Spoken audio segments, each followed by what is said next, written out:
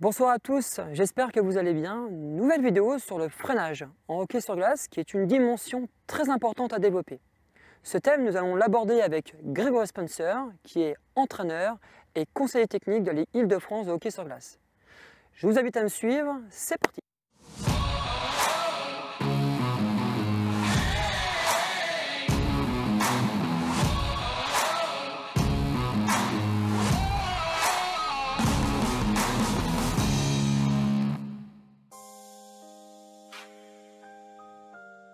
Le freinage est important parce qu'il permet de déjouer un adversaire.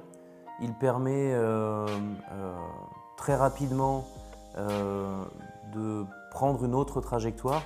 Il y a évidemment d'autres techniques, mais celle-ci en fait partie. Il permet de contenir le jeu également lorsqu'on est dans des situations défensives. Donc c'est un des mouvements de base du patinage qui est très important, mais qui en même temps est très difficile à acquérir d'un point de vue technique puisqu'il fait appel à énormément de choses.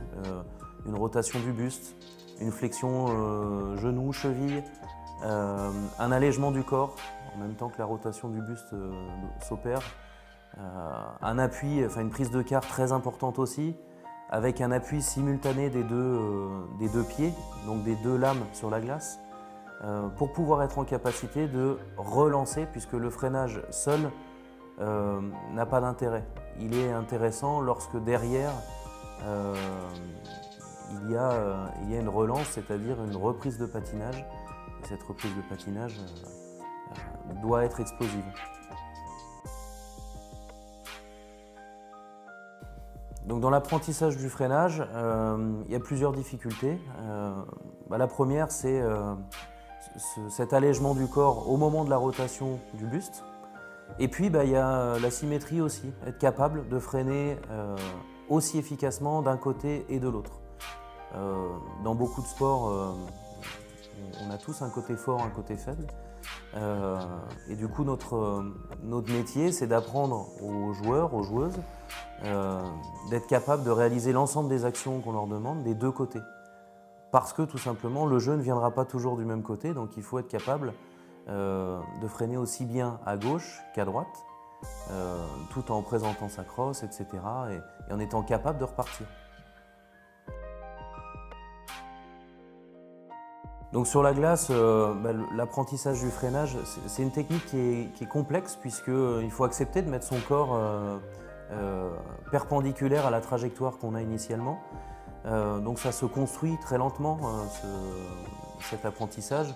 On peut commencer par exemple par des exercices de chasse-neige, un peu comme on le fait au ski, déjà sur un pied puis l'autre pour sentir la carre interne, puis ensuite des deux pieds. Et après va venir le travail de la carre externe, pardon. Donc c'est sur le pied intérieur et c'est ce qui est le plus dur à acquérir. Et il faut vraiment mettre l'accent sur ce pied intérieur qui va nous permettre, une fois qu'on est à vitesse zéro, donc à la fin de notre freinage, de repartir puisqu'il va nous servir de pied d'appui pour relancer derrière les mouvements de patinage et la reprise de vitesse.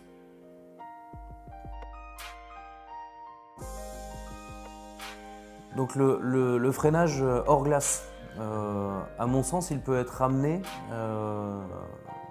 dans plein de situations. Par exemple des situations de navette tout simplement, hein. Le joueur court, doit bloquer son pied à un moment et en même temps qu'il bloque ce pied-là, il doit poser le pied intérieur qui va servir de jambe d'appui pour relancer un départ dans l'autre sens. Voilà, ce type de situation-là, très basique, permet à mon sens de travailler le freinage.